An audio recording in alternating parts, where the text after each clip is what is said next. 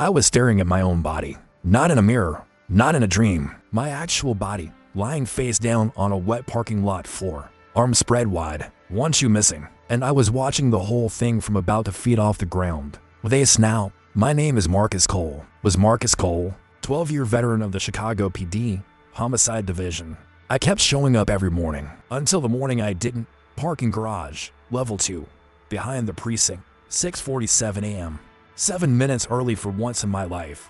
I heard footsteps behind me, started to turn, then nothing, then pause, then the smell of absolutely everything within a half mile. Rain, exhaust, old garbage, and underneath all of it, copper, blood. My body was right there, and I couldn't touch it. The first cop on scene looked at me, looked at my body, and said, I am quoting directly, probably just a fall. 12 years on the force, and I get probably just a fall. I barked loud right at his face. He said, call animal control. There's a stray. That was the moment I understood exactly how bad my situation was. Dead. A dog. And already being treated like a noise complaint. Medium-sized, brown and white, some kind of mix. I saw my reflection in a puddle, and honestly not terrible. Scruffy, but not bad. No collar. No tags. In the eyes of Chicago, I was nobody's problem and everybody's problem at the same time. I had about 48 hours, so I did what any reasonable dead detective would do in this situation. I started working the case, because what else was I going to do? 6 months ago, I became lead investigator on Harlan Webb, 53 years old, real estate developer, the kind with city council connections, always knew which contracts were coming before they were announced. The kind of thing that looks like luck until you look at it long enough. Danny Reyes and I were 3 weeks from having enough to charge him. Maybe 2 if we pushed. Then I went and died in a parking garage. Coincidence. Here's what dogs can do that detectives can't. We go everywhere. Nobody tenses up. Nobody calls a lawyer the second they see us coming. 12 years I'd watch people perform innocence the moment a badge walked in, every twitched, every pause, every glance toward the door. Now I had none of that problem, and I had a nose that could follow one scent across 3 city blocks through rain. I was better equipped dead. The first thing I needed was Danny, 6-year partner, good cop, the best, actually. I never told him because he'd have been unbearable about it. Danny had a thing about strays. 3 cats despite his building banning pets. Paid the fine monthly, named them Exhibit A, B, and C without irony. If anyone on earth was not going to call animal control on a scruffy dog outside the precinct, it was Danny Reyes. I was counting on that. Found him at 8:15 a.m. outside the building, coffee in hand, on his phone, wearing the face of someone who'd just heard something terrible. I sat directly in front of him and stared. He looked down, looked back up, kept talking. I barked once. He held up one finger. 1 second. The exact same gesture he used when I'd walk into his office mid-call. 6 years of muscle memory. He did it automatically to a dog. He hung up, crouched down, looked at me carefully. Where'd you come from? I stared with everything I had. Every late night, every cold case. He looked into my eyes for a long moment, then said, you hungry? And pulled a breakfast sandwich from his coat pocket. Not the recognition I wanted. I ate it anyway because I'd been dead and then a dog for 2 hours, and I was absolutely starving. Then I followed him inside like I owned the place. The precinct smelled completely insane. I need to say this. Being a dog in a homicide division is a sensory experience nothing prepares you for. 40 years of coffee, stress sweat, gun oil, printer toner, and under everything, every person in the building carrying their own personal signature. I hadn't expected to smell fear. Not literally. What I mean is cortisol, the sharp chemical tang of someone scared or actively lying or hiding something. 12 years reading that in body language. Now I could just smell it directly. It changed everything about how I moved through the building. I followed Danny to his desk, sat next to his chair, and looked at his screen. The web file. My case, already open before he'd even touched his coffee. I watched Danny scroll through it with an expression I had never seen on him in 6 years. Not grief, not the focused look I knew better than my own face. Something that looked a lot like fear. The kind of fear you have when you're checking to see if something is in a file that shouldn't be there. CT or L+F. He searched for something specific, relaxed slightly when he didn't find it, then closed the file, opened email, and sent a message. I couldn't read all of it from the floor, but I caught the recipient, Lawrence Whitfield, Webb's attorney, and the subject. We need to talk about Cole. I sat very still and felt something cold move through me. That had nothing to do with the wet concrete I'd been sitting on since 6 in the morning. 6 years I had trusted Danny Reyes with everything, my back, my cases, my life. And now I was watching him email the defendant's personal lawyer. To possibilities. 1. Danny was compromised, had been feeding Webb's people information long enough to know exactly what needed to disappear. 2. Danny was scared and reaching out to Whitfield for a reason that looked worse than it was. A reason I didn't have enough information to see yet. 60% of the time, the obvious answer is right. I'd learned that in homicide. I'd also learned what happens the other 40% of the time. I wasn't destroying Danny Reyes on 60% odds, but I was watching him like a hawk, or, given the current situation, like a dog. Same thing. By noon, I'd been fed by 4 separate officers, called Buddy 11 times, and ignored during conversations that would have ended if a human walked in. Turns out people talk freely around dogs. Turns out there was a lot to hear. The Webb case wasn't the only file that got complicated when I died. 2 other open cases had sensitive issues. Harmon and Park said that near the coffee machine at 11:40 a.m. Sensitive meaning politically inconvenient. I started building a picture. Not complete, just the outline. Harlan Webb was a thread. Someone pulled it before I could see what it connected to. The question was who? And underneath the question was a smaller one that bothered me more. Exactly how much did Danny Reyes actually know? I found out at 2:30 p.m. when Danny left for lunch 6 blocks north, walked into a different parking garage, level 3, and stood next to a gray sedan. I slipped out behind a uniformed officer, stayed close to buildings. Tracked Danny is sent through the lunch crowd. 6 years means you know someone's smell. I got under a concrete barrier 40 feet away, downwind, completely invisible. The sedan window rolled down. I couldn't see the driver, but I heard everything. I don't care what you told Marcus, Danny said, voice low and completely steady. He's dead. That changes the arrangement. The deal was nobody gets hurt. The driver said something I couldn't catch. Danny's jaw went tight in a way I'd seen exactly twice. A lying witness, and when his father got sick. No, he said, you want the files. Figure out another way. I'm done. He stepped back, window up, sedan gone. Danny stood completely still for 2 minutes, then pulled out his phone. It's me, he said to whoever answered.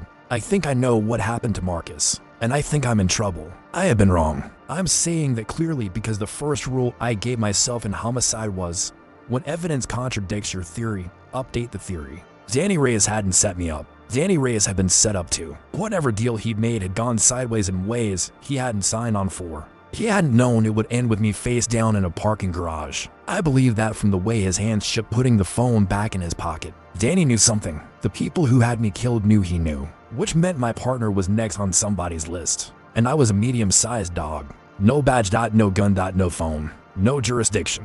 1 shoe, technically mine, but not currently on any of my feet. I followed him back to the precinct. The thinking took me somewhere uncomfortable. I'd missed something at Danny's desk, a scent that had no business being in a homicide division. Expensive cologne, the exact brand Harlan Webb wore. I'd been in enough rooms with a man to have it memorized. Webb or someone very close had been there, someone with building access, a signed visitor or a badge. And the case against Webb had always had elite, small things, just enough to keep him clean. Witnesses reversing stories, documents disappearing from the system, nothing big enough to prove alone. I'd assumed someone low-level with database access. I'd been wrong about that too. Whoever fed Webb information walked through homicide without being questioned, senior enough to make problems disappear quietly. I thought about who in the building matched all 3 conditions. Came up with 3 names. Needed to eliminate to dot fast. Danny's clock was already running. That night Danny walked out at 7, saw me still on the steps, said nobody called anyone about this dog. To nobody, stood there 30 seconds and sighed. Come on then. The voice of a man who has never once walked past a stray in his life. I followed him to his car.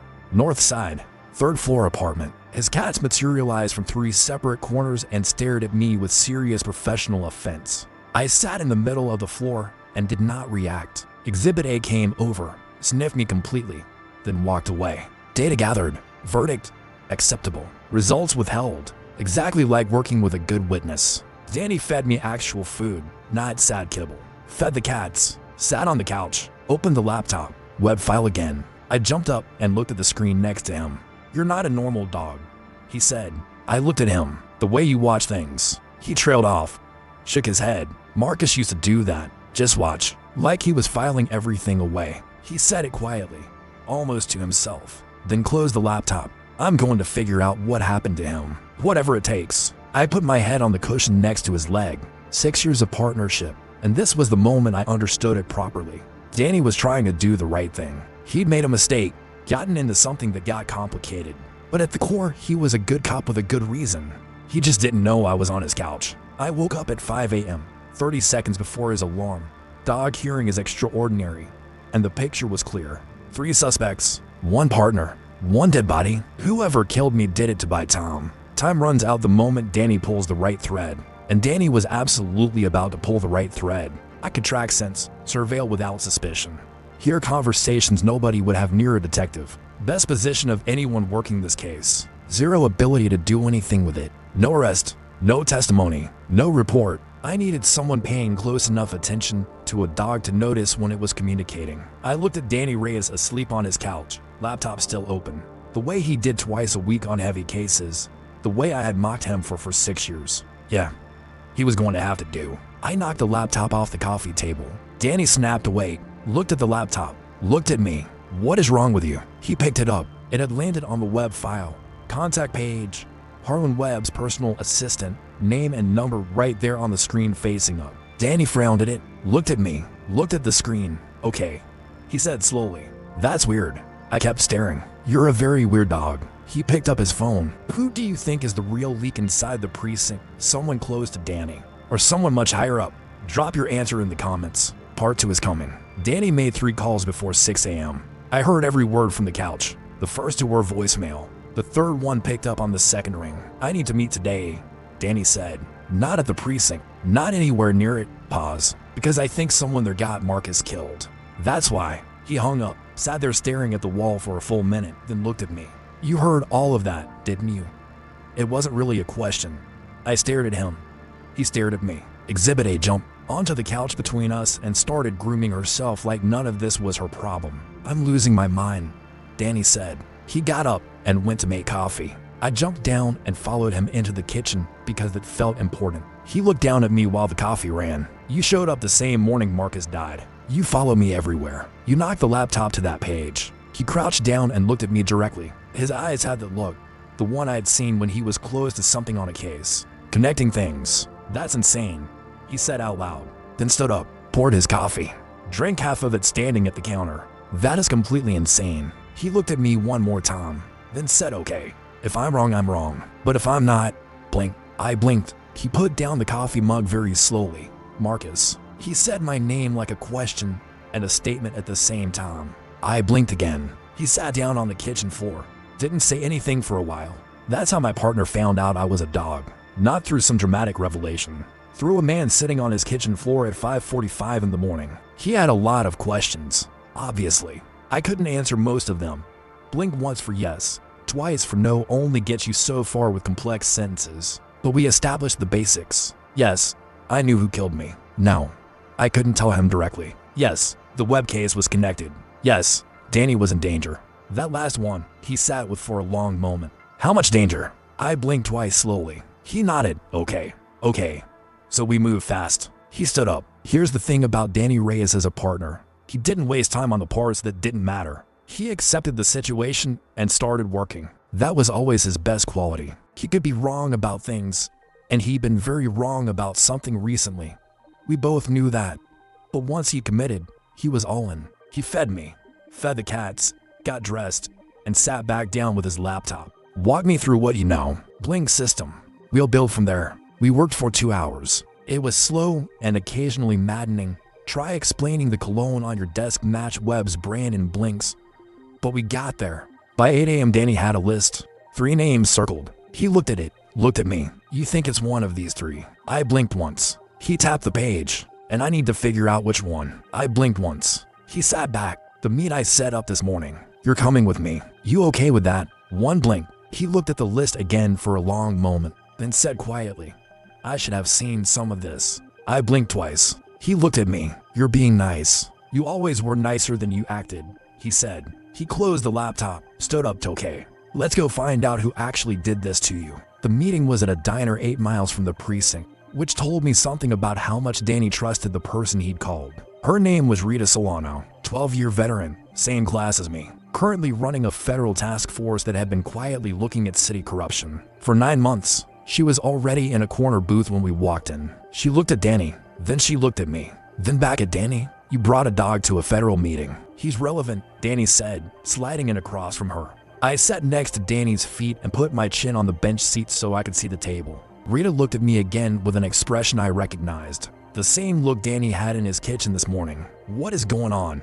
she said flatly. Danny told her, "All of it, the whole thing." Rita Solano sat very still throughout, which was either the sign of someone completely composed or completely stunned. When he finished, she was quiet for a long time, then said, "The dog is Marcus Cole." It wasn't a question. She'd gotten there the same way Danny had. "That's not possible," she added, but walked me through the cologne on the desk again. Danny walked her through it. She pulled out a notebook. This was why Danny had called Rita specifically. She didn't stop at impossible.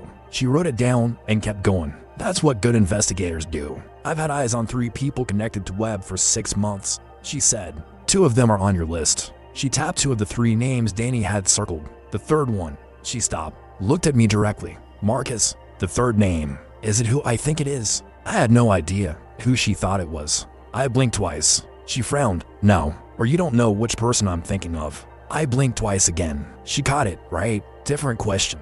She picked up Danny's list, held it in front of me, pointed to a name. "This one." I blinked once. She put the paper down carefully. Her jaw was tight. "Well," she said, "that's a problem." She and Danny exchanged a look I understood completely. The third name was someone above both of them in the building. Someone who would know the moment they started pulling the thread. Someone who could make evidence disappear before it reached a prosecutor. Someone who had probably already started covering tracks. From the moment my body was found in that parking garage at 6:47 this morning. That was fast. "How do we do this?" Danny said. "Not if. How?" I noted that. Rita nodded once like she'd noted it too. She closed the notebook, thought for a moment. "We don't go through the precinct," she said. "We don't touch any system the person has access to. We build the case somewhere they can't see it. My task force. Off the books until we have enough." She looked at Danny. "And you need to tell me everything about the arrangement. All of it." Danny was quiet for a long moment. The diner was filling up around us. Someone at the counter dropped a cup. Normal morning, normal world, completely insane situation. "I got approached 14 months ago," Danny said finally. "Someone I trusted. They said Webb was already untouchable and working with him meant protecting bigger cases. They said Marcus was getting close to something that would blow back on people who didn't deserve it. That slowing down the Webb case would protect someone innocent." He stopped, looked at the table. "I know how that sounds. I know. But at the time I believed the person telling me. And then Marcus died and I understood." "Understood what specifically?" Rita said. Her voice was careful, professional. The kind of voice you use when someone is about to say something that will matter in court. "That there was no innocent person being protected," Danny said.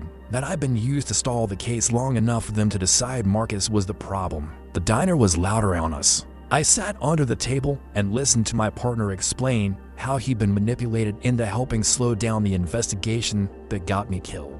He hadn't known. I'd already decided I believed that, but hearing it laid out in full, 14 months of careful, patient manipulation, was something else entirely. The person who'd set this up was good, had known exactly which angle to use on Danny, had built it slowly enough that there was no single moment that looked wrong. That was the part that bothered me more than anything else. This hadn't been improvised. Someone had been planning for a very long time. Webb was still just a thread. Rita asked questions for another 40 minutes. I watched her face throughout. She believed Danny. More importantly, she wasn't surprised by most of what he said. Some of it connected to things her task force had been tracking. Pieces that hadn't made sense until now. I could see it happening in real time. The picture forming. When she was done, she sat back and looked at both of us. "I need 2 weeks, she said. "Maybe 10 days if we move fast. Can you stay clean that long?" Danny nodded. "And the dog?" she said. He glanced down at me. "The dog goes where I go." Rita looked at me for a long moment. "Obviously," she said. We walked out into the morning sun and Danny put his hand down briefly by his side, the way you do for a dog, but also the way a partner signals they're with you. I pressed against his leg for a second. "Okay. 10 days. 3 suspects narrowed to 1, a federal task force, and a dead detective with excellent hearing and a very good nose. It wasn't nothing. I'd solved cases with less than this. A nose, a partner who believed me, and a federal contact with 9 months of receipts. The first thing I needed to do was get back inside the precinct without Danny, which was going to require some creative problem solving on my part. Here's the thing about the third name on that list. He was careful. Every cover story airtight, every action deniable. He'd been doing this for a long time. But careful people have habits, and habits leave a scent trail. And I had a nose that had spent full days memorizing every smell in that building. I needed 15 minutes inside without Danny to confirm something Rita had said. There was a second access point to the case files. Analog, not digital. A physical evidence box that had been quietly removed from storage 6 weeks ago. Signed out under a patrol officer's name. Patrol officer who'd since transferred. If I could get eyes on where the box went, Rita had enough to move. Without it, we were still one step short of the kind of evidence that survives a good defense team. I spent most of the afternoon working out the logistics. Danny helped, which mostly involved him staring at me while I paced and occasionally saying through the back. We settled on a plan that was either very smart or very stupid, and I'd find out which one the following morning. I went to sleep on the couch feeling something unfamiliar. For the first time since I woke up with four legs and no shoes in a wet parking garage. I felt like this was actually going to work. Like I was close. That feeling lasted until exactly 11:47 p.m. when Danny's phone lit up with a message from a number I didn't recognize. He was asleep. I read it from across the room. Stop asking questions about Webb. This is the only warning you're going to get. The dog too. 11 words. I read it 3 times standing in the dark. 3 words tacked on at the end of a threat like an afterthought. Someone had been watching us closely enough to know I existed, and they'd included me. The dog too. 3 words sitting at the end of a threat like an afterthought. Like I was a detail. I was not a detail. They knew about me. Not just Danny. Me specifically. Someone had been watching closely enough to notice a stray dog showing up the same morning. I sat in the dark of Danny's apartment with his 3 cats watching me and thought very carefully about what to do next. Because whoever sent the message had made a mistake. They told us they were watching, and people who are watching don't know that the thing they're watching can hear them from 40 feet away in the dark. Tomorrow everything was going to move faster whether we were ready or not. Someone had just made the decision for us by sending the message. Danny saw the message at 6 a.m. when his alarm went off. He picked up the phone half asleep, read it, went completely still, and then looked at me. They know about you, he said. I blinked once. He sat up slowly. How long have you been awake? I blinked once. The whole night. One blink. He ran a hand through his hair and sat on the edge of the bed staring at the floor. One of the cats, Exhibit B, jumped up and sat next to him. Okay, he said finally. Okay. So they're watching us and they know we're moving. That means we either stop or we move faster. He looked at me. I blinked twice. He nodded. Double quotes faster. Right? That's what I thought too. He stood up and went to the kitchen and I heard him call Rita before the coffee finished. She picked up on the first ring. That told me she'd been awake too, probably since before the message came in. Rita Solano did not sleep well on active cases. I saw it, she said before Danny finished his sentence. My team traced the number as far as a burner bought with cash in a pharmacy 3 blocks from the precinct. 3 blocks from the precinct, Danny repeated slowly. So someone bought a burner specifically to send this message. That's not someone panicking. No, Rita said. That's someone who planned for the possibility that we'd start moving and had a response already prepared. This has been running a long time. She was right. Everything about this was deliberate. The way I was killed. The way Danny had been handled for 14 months. None of it was improvised. Whoever was above this had built something careful and patient and invisible, and they'd had years to do it in a building where they controlled the information.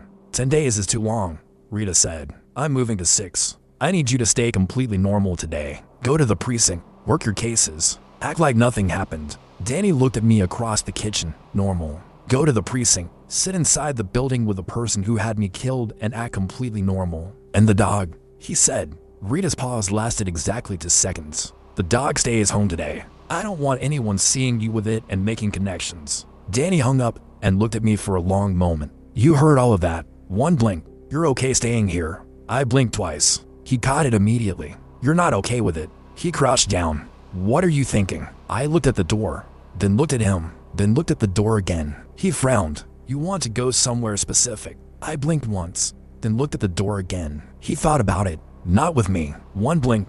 Alone. One blink. This took another 10 minutes of slow, careful back and forth that would have taken 20 seconds if I still had a working mouth.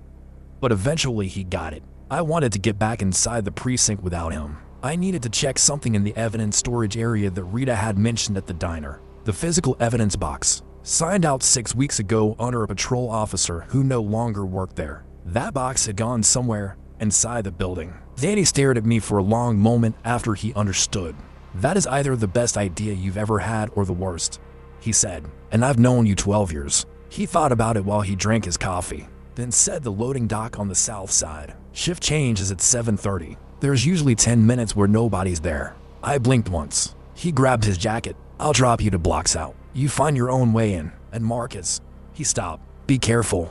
Whatever that means for a dog. He dropped me to blocks south at 7:22 a.m. and drove away without looking back, which was probably the right call emotionally and also practically. I waited in a doorway until 7:31, then moved toward the loading dock in the specific unhurried trot that dogs do when they want to look like they belong somewhere. The dock was empty. Shift change. Just like Danny said, one propped open door, a delivery cart left against the wall, the smell of the building rolling out warm and familiar. I was inside in under 30 seconds. Back corridor, storage level, the part of the building that most detectives only visited when they absolutely had to. Down here the smell was completely different from upstairs. Old paper, evidence bags, the particular chemical smell of things being preserved indefinitely for court. And underneath all of it, very faint, the scent I was looking for. The same expensive cologne that had been on Danny's desk. Someone had been down here recently. I followed it, past the main storage room, which was locked with a keypad, past 3 filing rooms, around a corner to a secondary storage area marked inactive. The door was closed, but not locked. Inside, row after row of cardboard boxes on metal shelving, each one labeled with a case number and a date range. I found the set concentrated near the back left corner, a space on the shelf where dust had been disturbed. Something had been here recently and was now gone, but the scent was strong enough to tell me something else. Whoever had taken the box had handled something else down here too, had touched multiple shelves. They hadn't just come for one box. They'd been looking for something specific across multiple cases, which meant this wasn't about Webb alone. It never had been. I spent 11 minutes in that room, moving shelf to shelf, building a map in my head of exactly where the cologne had been and what it had touched. Then I heard footsteps, not from the corridor, from above. Someone in the building had access to the floor above storage. Heavy, deliberate, not in a hurry. I moved to the back of the room and got flat behind the lowest shelving unit. The footsteps stopped above me, stayed still for about 30 seconds, then moved away toward the east side of the building. I waited 3 full minutes before I came out from behind the shelf. Then I went back the way I'd come, out through the loading dock at 7:58 a.m. to blocks north, sat down next to a fire hydrant and waited for Danny to drive past on his way to the precinct. He spotted me on the second pass, pulled over, leaned across and opened the passenger door without saying anything. I jumped in. He drove. "Did you find it?" I blinked twice. He nodded slowly. "But you found something else." One blink. He drummed his fingers on the steering wheel once. "Bigger." "How much bigger?" I blinked once, then once again, then once again. 3 slow, deliberate blinks. He stared at the road. "Okay, I'm calling Rita right now." He called her from the car.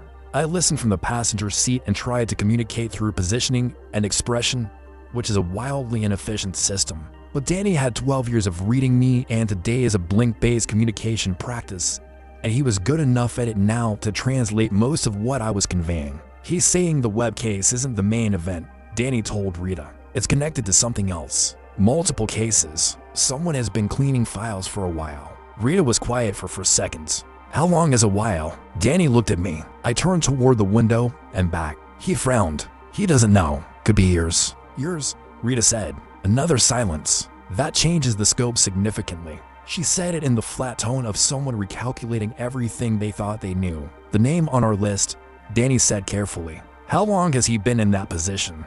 Rita took a breath. 11 years, she said quietly. 11 years. That landed in the car like something heavy dropped from a significant height. Danny didn't say anything. I looked out the window at Chicago moving past. 11 years of access. 11 years of knowing which cases were getting close to something inconvenient. 11 years of quiet, careful, invisible management. I'd spent 12 years in that building and never seen it. None of us had. That was the part that sat in my chest like a cold weight I couldn't shake loose. Danny dropped me at his apartment before going in, which was the right call. Exhibit A was on the couch. She looked at me when I came in. I lay down on the floor. I spent the day thinking, which as a dog with no laptop and no phone and no way to write anything down meant lying on the floor thinking very hard. Here's what I had. One name at the top, 11 years of operation.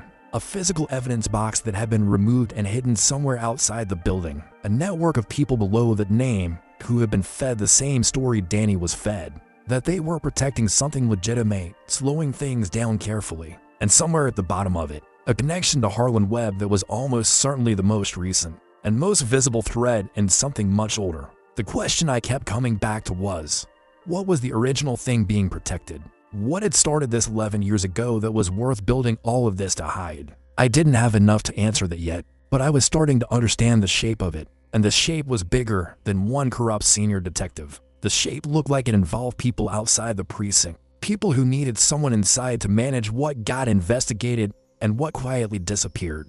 Webb was one of those people. Not the only one, maybe not even the most important one, just the one that I'd gotten close enough to that I'd become a problem. Rita called Danny at 4 p.m. while he was still at the precinct. I heard his side of it from across the apartment through the phone speaker when he called me back. She found the transfer record for the patrol officer, Danny said, the one whose name was on the evidence sign out. He didn't transfer. He was transferred. Someone moved him out of the building 6 weeks ago. Same week the box disappeared. Made it look routine. Performance review. Voluntary reassignment. He paused. His name is Officer Tomas Vega. He is currently working a desk in a district office on the south side. Rita's people are going to talk to him today. I blinked twice fast. Danny got it? You're worried about him. One blink. You think he's in danger. He was quiet. Then, yeah, not me too. She knows. We didn't hear from Rita until 9 p.m. By then Danny was back at the apartment. We'd eaten. The cats had done their evening routine of ignoring us collectively. When she called, her voice was different, tighter, like something had shifted in a direction she hadn't wanted it to shift. Vega talked, she said. He was approached the same way Danny was. Someone he trusted inside the building. Told him signing out the box was routine evidence management, temporary storage. He thought he was doing paperwork. He had no idea what was in the box or why it mattered. She paused. He was scared when my people found him. Very scared. He's been waiting for 6 weeks for someone to come tell him he'd done something wrong. Living with it. Couldn't say anything because he didn't know who to trust. Danny sat on the couch with his elbows on his knees. Where's the box now? He said. Rita exhaled. We don't know yet. Vega doesn't know. He just signed the form. But here's what we do know, she said. Vega remembers the exact date he signed that form. 6 weeks ago Tuesday. And I know what case files were in that box. She said the case name. Danny went very still. I was watching his face, and I saw the exact moment he understood why I'd been killed. It wasn't just Webb. The box contained files from a case that had been closed 8 years ago, ruled accidental. A death that had been investigated by a then junior detective. A detective who was now senior enough to have access to everything. Who had managed that original case carefully enough that it had been closed without charges. Who had spent 8 years making sure it stayed closed. And who had decided I was getting too close, even if I hadn't known what I was getting close to. He killed someone 8 years ago, Danny said quietly. It wasn't a question. Or he covered for someone who did, Rita said. We're not sure which yet, but the files in that box are the original investigation. And if they're as clean as I think they are, someone spent a lot of time making sure the case looked airtight. She paused against Danny. The original detective on that case 8 years ago was listed as a junior investigator. Supporting role. Do you know who the lead was? Danny closed his eyes briefly. Who? He said, even though I could tell from his face he already suspected. Marcus Cole, Rita said. Marcus was the lead. The apartment was completely quiet. Danny didn't look at me for a long moment. When he did, his expression was something I didn't have a word for. I had worked the case. 8 years ago, junior detective, still learning how everything worked. Closed it myself and moved on. Filed it away and never thought about it again. Except apparently someone had been thinking about it ever since. And when I had gotten close to Webb and started pulling the thread, something had connected. Maybe in a document. Maybe in a name that showed up twice into different investigations. Maybe just the fact that I was persistent enough to be a risk. Whatever the connection. Someone had decided 8 years of careful maintenance was about to come undone. And they'd made a decision in a parking garage at 6:47 a.m. I need the name of the person who died in that original case, Danny said. Rita, read it out. Danny wrote it down. He held the paper up so I could see it. I stared at that name for a long time. I remembered the case now. Ruling had been accidental. Everything had checked out. I'd been thorough. I was always thorough, but I've been junior, and someone more senior had reviewed my work and signed off on it. And I trusted that sign off because that was how the system worked. The system had been managed. My thorough work had been carefully redirected by a review process I'd had no reason to question at the time. I'd been used then too. Danny folded the paper and put it in his pocket. 6 days, he said to Rita. Can we do this in 6 days? We have to, she said. He's already moving. She said it like she knew something she hadn't said yet. Danny got it? What does that mean? Another pause. The kind that means what comes next is bad. The officer he sent the warning message to you from. The burner. We tracked the purchase to a pharmacy 3 blocks from the precinct, like I said. But there's a second burner. Bought at the same pharmacy, same day, same cash payment. We found a message sent from it this morning. She stopped. It went to someone outside the precinct. Someone with connections to 3 city officials and a real estate developer you might recognize. Pause. Webb. So he'd already told Webb. Already activated whatever the next layer of protection was. Whatever came after a warning message that got ignored was already in motion. How much time do we actually have? Danny said. His voice was very even. The voice he used when things were bad and getting worse and he needed to stay functional. I don't know, Rita said, but I'm moving my timeline to 72 hours. I need you to get me one thing before then. One piece that connects the original case to Webb. Something that shows the 2 investigations are linked. A name, a location, a financial record. Anything that makes the connection undeniable in front of a judge. She hung up. Danny sat with the phone in his hand for a moment, then looked at me. You worked that original case, he said. Is there anything you remember? I lay down and thought. 8 years. A file I'd closed with confidence and moved on from. The details were there somewhere. I'd always had a good memory. I started running through it. The scene, the witnesses, the evidence, the review. Who had signed off? Whose name was on the final approval document? And then something surfaced that I hadn't thought about in 8 years because there'd been no reason to. A detail that had seemed minor at the time.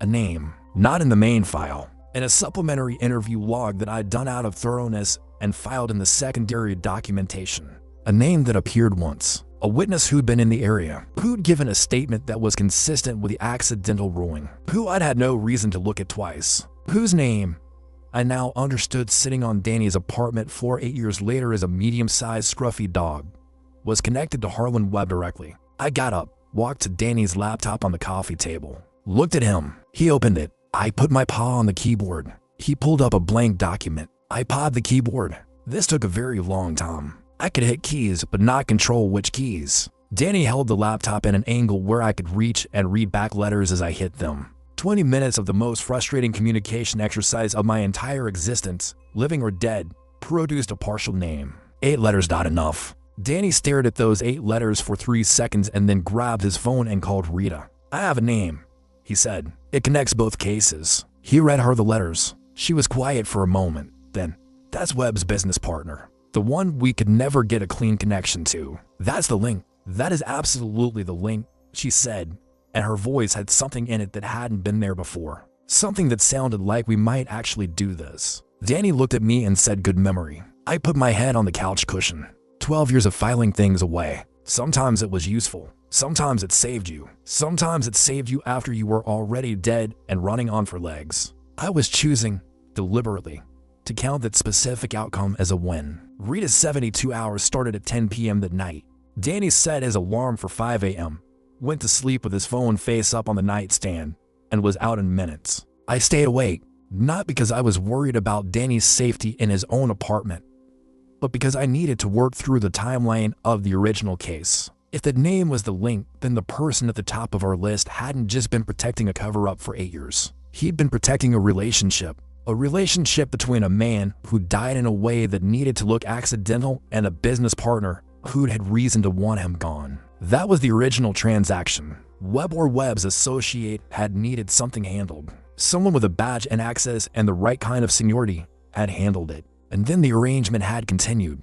Because once you do something like that, you don't just walk away from the person you did it for. They own you and you own them, and that's how it works forever. 11 years. The original case was 8, which meant the arrangement had started before the death that needed covering. There was something earlier. I filed the thought for later and went back to the timeline. 72 hours from 10 p.m. meant we had until Thursday night. 3 days. Danny needed to stay clean inside the building. Rita needed to build enough for a federal warrant. and I needed to stay invisible and useful and not get picked up by animal control. The last one was, objectively, the most manageable of the three problems, and also the one I had the most direct control over. I could work with that. At 2 a.m. something woke me up that I hadn't expected. Not a sound, a smell. Faint, coming from outside the window. 3rd floor. But dogs can track vertically. I knew that smell. I had spent days memorizing every smell in the precinct, and one of those smells was now outside Danny's apartment building in the middle of the night.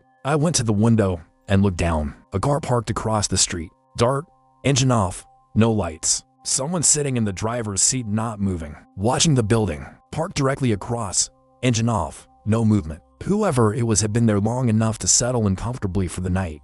I went to Danny's side of the bed and put my paw on his arm. He woke up faster than most people. Good reflexes, always had been. Looked at me, read my face. What?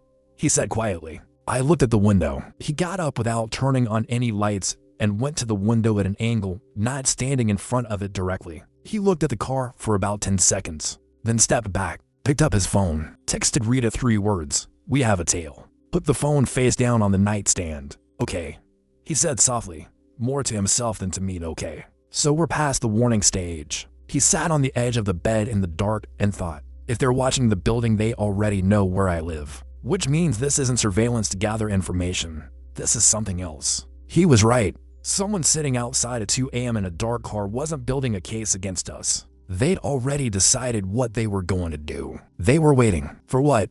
I didn't know. Maybe for Danny to make a move. Maybe for a specific moment. Maybe just waiting to see if we panic and do something visible. Danny didn't panic. This was one of the things I'd always respected about him. Under real pressure, Danny Reyes got quieter and slower and more deliberate. He lay back down. "We don't move tonight," he said. "They want us to react. We don't react. We stay exactly where we are, and we let Rita do her job." He was asleep again in 20 minutes. I stayed at the window. The car stayed across the street. Nothing moved in either direction until 4:30 a.m. At 4:30, the car's engine started. Pulled out, gone. I watched the empty space it left and tried to read something in the timing. 4:30 a.m. Shift change? Or someone who had somewhere to be at a specific time. Someone who, unlike a professional surveillance team, was doing this alone and had other obligations. That was interesting. A professional would have handed the watch to someone else. This person had driven away because they personally had somewhere to be. Someone with a regular schedule. Someone with a job that started at a specific time and couldn't be missed without raising questions. A cop, most likely. A cop who had decided to personally surveil my partner's building in the middle of the night, rather than delegating it to someone who might ask questions. That meant our name at the top of the list was running low on people he trusted, had been cautious enough, or paranoid enough, to not bring anyone new into this. That was actually good news. It meant he was getting more isolated just as we were getting closer. The pressure was building from his side too. We just needed to hold. I woke Danny at 5 a.m. before his alarm. He looked at me, looked at the window, remembered. It left. One blink. He nodded. Timer on it. One blink. He looked thoughtful. Someone with a morning obligation. He sat up. Someone who couldn't be missing from their desk when the building opened. One blink. That narrows it, he said. That narrows it a lot. He started getting dressed, and I could see from the set of his shoulders that he was thinking hard. If he's doing this himself, he's running out of room, Danny said. He knows we have something. He just doesn't know how much. He looked at me. Does Rita? I blinked once. Danny nodded. Good. Then we stayed the course. He fed me, fed the cats, drank his coffee standing at the window looking at the empty street below. 58 hours left, he said. We can do 58 hours. He looked down at me. You've been awake all night. I blinked twice. It was fine. I was fine. Right, he said. You're fine. You're a dead detective in a dog's body who tracked a surveillance vehicle from a 3rd floor window at 2 a.m. Completely fine. He was using the tone he used when he was scared but needed to be funny. I recognized it from 12 years of working next to it in the field. I let it go. He left for the precinct at 7:15. I settled in on the couch next to Exhibit C, who had finally decided I was acceptable after 2 days of firm resistance. I slept for 4 hours. The kind of sleep that comes when you've been running on adrenaline and your body finally forces a shutdown whether you want it to or not. When I woke up, it was 11 a.m. and Danny had sent a message to Rita that she'd forwarded to a number I didn't recognize, which meant she brought in another team member. That was either a sign that things were moving faster than planned or a sign that something had changed. I had no way to find out until Danny came home. What I did have was a thought that had been sitting in the back of my mind since 4:30 a.m., growing slowly, and was now large enough that I couldn't ignore it. The original case. 8 years ago. I'd been thorough, but I'd been junior. Someone senior had reviewed my work, and I trusted that review without questioning it. What if I'd missed something? Not because I was careless, but because someone had made sure I'd be pointed slightly in the wrong direction from the beginning. What if the reason I'd closed the case cleanly was because I'd been managed the same way? Danny was managed 14 months ago, without knowing, without any reason to doubt. What if someone had been aware of me for 8 years, had watched me move through the department and known exactly where I might end up, had kept track? That thought was uncomfortable in a different way than everything else had been uncomfortable, because it made this feel less like a reaction to my investigation, and more like something I'd been heading toward for 8 years without knowing, while someone watched and waited and prepared for exactly this moment. Danny came home at 6:30 p.m. with something in his face that I hadn't seen in days. Not fear, not calculation. Something that looked like he had a piece he hadn't had this morning. He sat down across from me and said it quietly, like he was still deciding whether to believe it himself. Rita's people found the box. It's still there. I sat up straight. He held up a hand. It's not in the building. It was moved to a storage unit registered to a shell company 2 weeks before Vega signed the form. Someone had already planned to move it before they even used Vega to create a paper trail. The Vega sign-out was cover. The box had already been gone for 2 weeks. But here's the thing, Danny said. The storage unit wasn't emptied. The box is still there. They moved it, but they didn't destroy it. Which means, he stopped. I stared at him. Which means they needed to be able to get to it again. I would have said if I'd had a working mouth. Danny read it on my face. They needed access to it. For some reason, destroying it wasn't an option. Which means what's in it is still useful to someone, still has value. He leaned forward. Rita's team is getting a federal warrant for the storage unit tonight. If everything in that box is intact, we don't need 72 hours. We might have this tomorrow. Tomorrow, I lay back down and stared at the ceiling. Exhibit A walked over and sat on my back, which she had apparently decided was acceptable behavior as of today. Tomorrow meant Thursday, 48 hours from when this started feeling real. 48 hours from that car outside the building at 2 a.m. I thought about what happens when a case closes, when the warrant goes through and the box is opened and the files inside say what we think they say. I thought about what happens to me when this is done. I've been so focused on the case, on the immediate problem of keeping Danny alive and building something prosecutable. I hadn't thought carefully about the part that came after, about what it meant for a dead detective and a dog's body when the reason he was still here was resolved. Would I go back? Was there somewhere to go back to? Was this a temporary situation with a fixed endpoint, or was this just my life now, permanently? I didn't know. I genuinely didn't know. And lying on Danny's couch at 6:45 p.m. with a cat sitting on my back, it occurred to me for the first time that I should think about it. But not tonight. Tonight there was still work to do. The warrant dotted the box. The connection between the original case and web that we'd found through 20 minutes of pod hyping. Tonight there was still the name on the list. Still the car that would probably be back outside at some point after midnight. Still 50-something hours of needing to be careful. Danny ordered food. We ate. He went through everything with Rita on the phone for an hour while I listened, and Exhibit B knocked things off the kitchen counter for reasons known only to herself. At 9 p.m. Rita said the warrant had been approved. Her team was moving to the storage unit at midnight. She'd have a full inventory of the box's contents by 3 a.m. At 9:15 p.m. Danny's phone buzzed with a message from a number inside the precinct. Someone who'd noticed something. Someone who apparently trusted Danny enough to reach out. He read it twice and then looked at me with an expression that was difficult to read. Someone else in the building has been watching, he said, and they want to talk. The message said, I know what you're looking for. I've been waiting for someone to look. Meet me. Don't tell Solano yet. Then a time and a location. Tomorrow, 7 a.m. Danny and I looked at each other across the apartment for a long moment. A known contact inside the building wants to meet before we bring in the federal team. Every instinct I'd developed in 12 years of homicide said this was either the break we needed or a very well-constructed trap, and I had no way to know which. Danny said, what do you think? I stared at the message on his phone for a long time, then looked at him, then blinked once. You think we go? One blink. He sat back. Me too. He said quietly. Me too. He set his phone down and we both sat with the weight of tomorrow in the room. The clock on the wall said 9:23 p.m. 33 hours until Rita's original deadline. Possibly less. Possibly something else entirely depending on what that storage box contained. Possibly a very different Thursday morning if whoever sent the message was what they claimed to be and not what I was still half afraid they might be. I put my head on Danny's leg. He put his hand on my back in the automatic way people do with dogs when they're thinking about something else entirely. We sat like that for a while. A dead detective and his living partner in a third-floor apartment in Chicago, with 3 cats and a federal warrant and 33 hours to finish something. That had started in a parking garage at 6:47 a.m. on a morning, when I'd been 7 minutes early for once in my life. I didn't sleep after 9 p.m. Danny slept fine, which was either a sign of genuine composure or complete exhaustion. And honestly, it was probably both. I lay on the couch and thought about the message, the timing of it, the specific phrasing. I know what you're looking for. I've been waiting for someone to look. That last part was the piece I kept coming back to. Not I have information.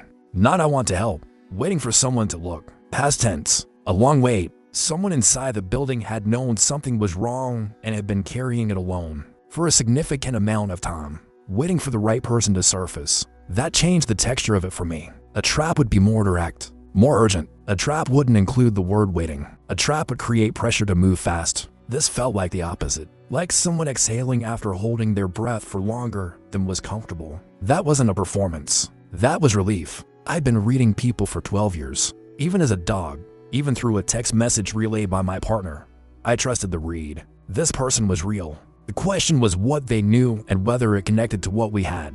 Whether it filled in the gap that still existed between the original case and Leb. At 1 a.m. the car came back. Same spot across the street. Engine off. No lights. I watched it from the window for 2 hours and then it left again at 3:15. Earlier than last night, which meant the person driving it had something earlier this morning. The 7 a.m. meeting, maybe. A reason to be somewhere at a specific time. I woke Danny at 5. He was already half awake. Read my face. Looked at the window. Understood. It came back. One blink. Left earlier. One blink. He sat up and looked at the ceiling for a moment. He's going to be at that meeting, Danny said quietly. It wasn't a question. Or someone he sent will be. He got up and got dressed in silence. Fed me. Fed the cats. Drank his coffee fast. At 6:15 he looked at me. You're coming. I know Rita said stay low. I know. I blinked once. He nodded. I'm not walking into that alone. He clipped a leash to my collar. The first time since this started, and we went down to the car. The meeting location was a parking structure on the west side, level 4.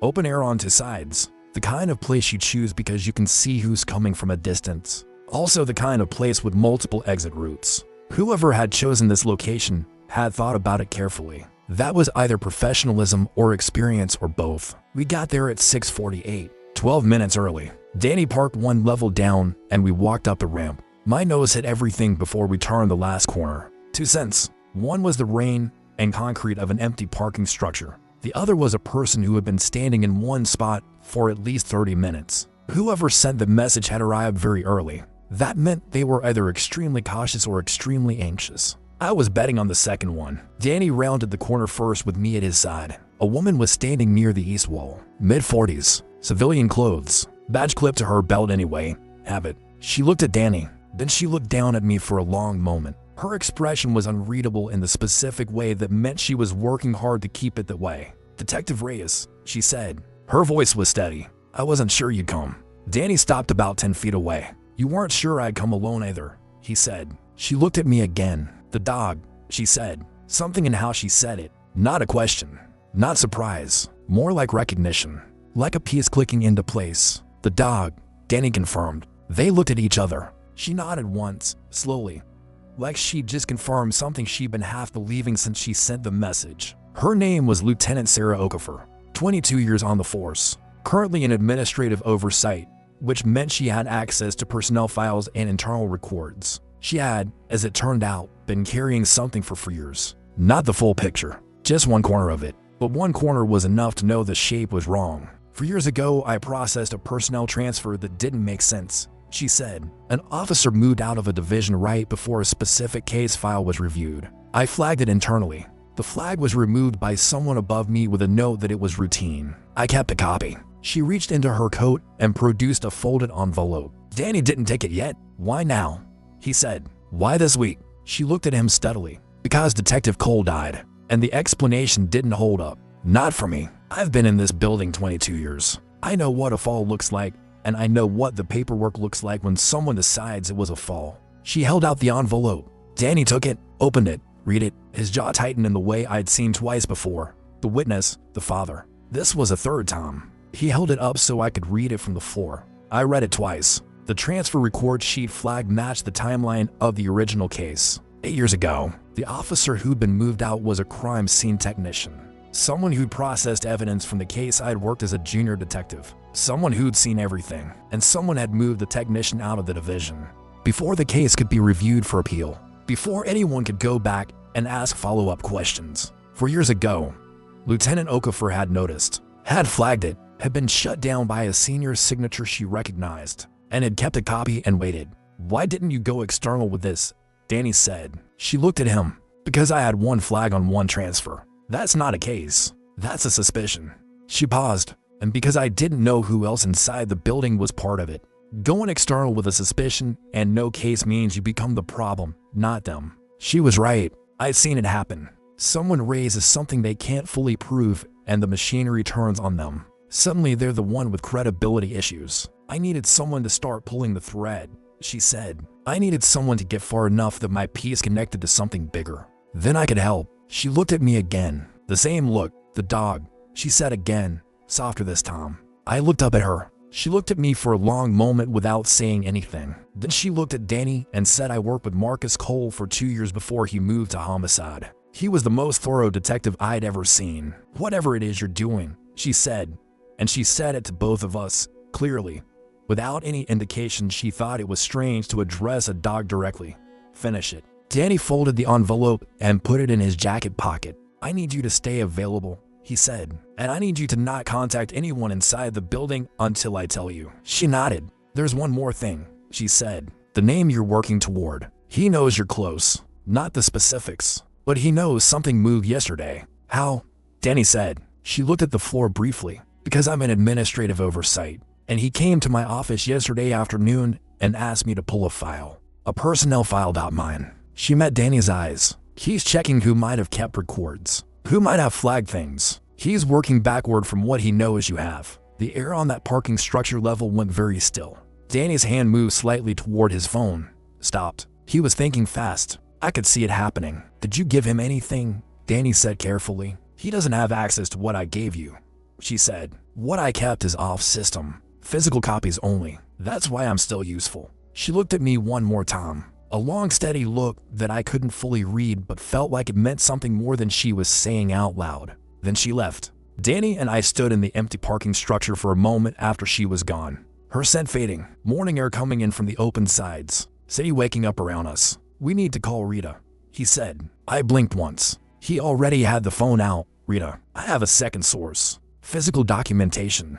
Transfer record that connects to the original case. And our name knows we're moving. He pulled Okafor's personnel file yesterday. He's looking for leaks. He listened. How fast can you move on the storage unit? He listened for about 30 seconds. His expression shifted twice. Then okay. We'll be there by 9. He hung up, looked at me. The warrant cleared at 6 a.m. Her team is at the storage unit right now. She wants us there when they open the box. He looked at the empty space where Okafor had been standing. This is it. This is it. I had known cases that felt like this. The moment right before everything that had been invisible became visible. The held breath before the exhale. We drove to the storage facility on the south side. Rita's team had the vehicles already there. 3 agents in jackets standing near a unit at the back of the row. Rita met us at the car. Looked at the envelope Danny handed her. Read it fast.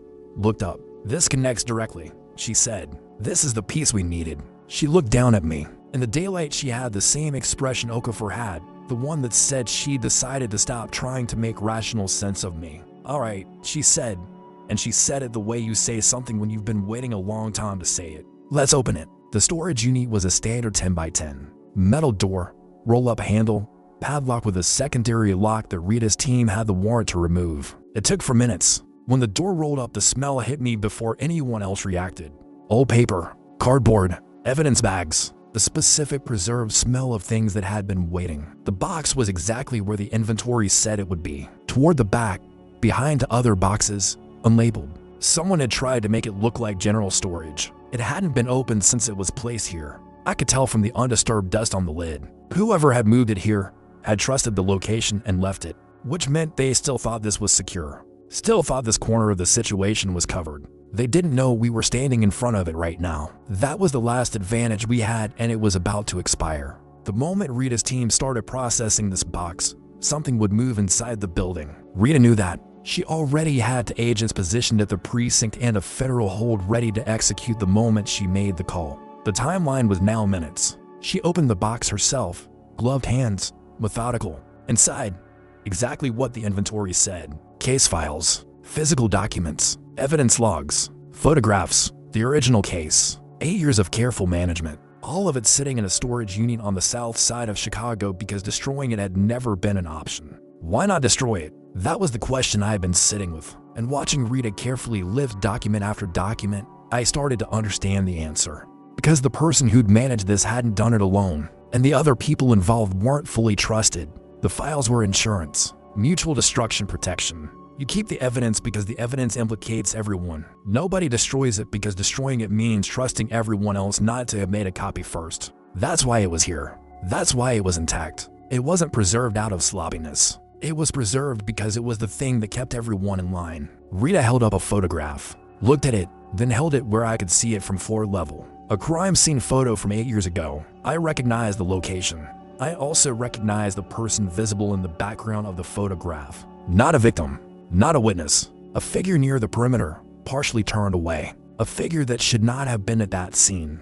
Who had no documented reason to be there. Whose presence had apparently not been noted in any official record. But who had been photographed, and whose photograph had been sitting in this box for 8 years because someone had needed to keep it as exactly what it was. Evidence. 8 years old, still intact, still sitting here in a photograph that someone had been careful never to destroy and careful never to show anyone. Rita looked at me. I looked at the photograph. She understood from my face that I recognized it. "You know who this is," she said. I blinked once. She nodded slowly. Looked at Danny. "I'm making the call," she said. "Right now." She stepped away and made 2 calls in quick succession. Clear, fast, exact. Danny crouched down next to me while Rita was on the phone. The storage unit around us smelled like 8 years of someone else's careful work about to come undone. "How are you doing?" he said quietly. I thought about it. I blinked once. He nodded. Double quotes. Good. Me too. He put his hand briefly on the top of my head. Almost. One of my favorite words in an investigation.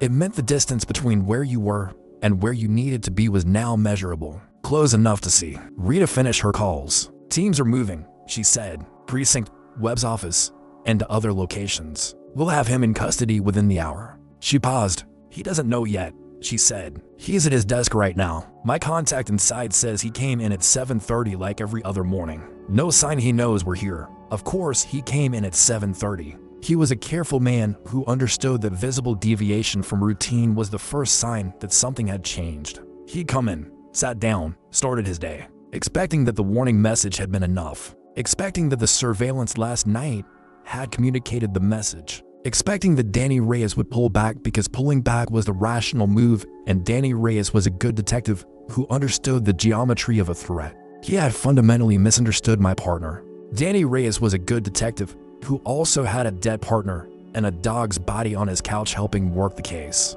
The geometry was different from what it looked like from the outside. He had no way of knowing that, and that difference was everything. We drove back toward the precinct. Rita's vehicle's ahead of us. Danny was quiet the whole way. I sat in the passenger seat and watched Chicago go past. At some point on a case, after enough years, you stop feeling the moment of resolution as triumph. It becomes something quieter. A door closing, a weight lifting. 12 years in homicide had done that to me. The closing of a case didn't feel like winning anymore. It felt like something being set right that should have been right already. This one felt different. This one was mine. This one had been built around me and through me and eventually against me. And I had still been the one to find the thread. Even dead, even on for legs, even communicating through blinks and knocking laptops off coffee tables at 5 a.m. Still the same detective. Still thorough. I held on to the thought while we drove. 12 years of being thorough. Even when I hadn't known what I was being thorough about, it had still been enough. Rita's team entered the precinct at 8:47 a.m. We heard it through Danny's phone, kept on speaker, set on the center console between us. Quick, clean, professional. The call from inside came for minutes later. He's in custody. No resistance. 4 words. 4 years of Lieutenant Okafor waiting. 8 years of a cover case. 12 years of a building with something wrong inside it that nobody could quite see. All of it ending in 4 words spoken by a federal agent into a phone. Danny pulled over. Just pulled to the side of the road and stopped. He sat there for a moment with his hands on the wheel. I watched his face. He looked like someone who had put something down that had been very heavy. The specific kind of tired that only arrives when the thing you've been carrying is finally gone. Okay, he said. He said it to the windshield. Then said it again, softer. The second one more like a breath than a word. He looked at me. We did it. We did it. Past tense. Done. Finished. The thing that had started in a parking garage at 6:47 a.m. on the worst morning of my professional life was over. Except it wasn't over for me yet. Not fully. I still had 4 legs. I still had a nose that could track scents across 3 city blocks. I was still a dog. The case was closed, but the other question, the one I had been carefully not thinking about since the first night on Danny's couch, was still very much open. What happens to me now? The question I had been carefully setting aside every time it surfaced, because there had always been something more immediate to focus on. Danny seemed to be thinking about it at the same time because he looked at me and said, I don't know. What comes next for you? I don't know how this works. I blinked once. Neither did I. He nodded. But I want you to know. He stopped. Started again. These 2 days. Whatever this was. I'm glad it was you. He meant it. I could tell from the way he said it. Flat and direct. The way Danny said things he actually meant as opposed to the way he said things for effect. I blinked once. He nodded. Neither of us said anything for a while. The city moved around the parked car in its ordinary Thursday morning way. Rita called at 9:30. I need you both at the federal building to give statements, she said. Then she paused. When I say both, I mean. She paused again. Bring the dog, she said finally. There are some things in that box I need a 12-year veteran to look at. And right now the veteran has 4 legs. Bring him. Danny looked at me. I blinked once. He started the car. We're on our way, he told Rita, and pulled back into traffic. I sat in the passenger seat and looked out the window. Chicago in the morning. The lake somewhere east of us. The precinct behind us. Everything ahead still undetermined. Here's what I knew. I'd done what I came back to do. The case was closed. Danny was safe. The thing that had been wrong for 8 years was about to become visible. Here's what I didn't know. Whether any of that was enough. Whether whatever force had put me here with 4 legs and a very good nose had a plan for what came after. Or whether this was simply where the story ended. A detective who solved his own case and then sat in a car on a Thursday morning with no idea what came next. I thought about the original parking garage, 6:47 a.m., 7 minutes early, the footsteps I'd heard and turned toward, the nothing that came after. And I thought about Exhibit A sitting on my back at 11 a.m., about the breakfast sandwich Danny pulled from his coat pocket without thinking twice, about the laptop landing on exactly the right page, about Lieutenant Okafor saying finish it to a dog in a parking structure without any indication. She thought it was strange. About 12 years of filing everything away. About being thorough. About the thing that had kept me in this building and in this city and in this case. When every logical answer was that I should be gone, maybe the answer was simple. Maybe it wasn't about the case at all. Maybe it had never been about the case. Maybe the case was just the way back to the thing that mattered. Danny pulled into the federal building parking garage and turned off the engine. He looked at me. Ready? I blinked once. Yeah. He said, me too. Let's go finish it. We walked in together. A detective and his dog. Or a dead detective and his partner. Or just 2 people who had known each other long enough to trust each other completely. The doors opened. The building swallowed us. And for the first time since 6:47 a.m. days ago, I felt something that wasn't urgency or fear or calculation. I felt like I was exactly where I was supposed to be. In motion. Moving towards something. Still thorough. Still the same. Still here. Whatever came next, I was ready for it. I had been a detective for 12 years. I had worked every kind of case. I knew how to walk into an unknown room. If Marcus came back as a human, what's the first thing he'd say to Danny? Leave your answer in the comments, and thank you for watching all 4 parts.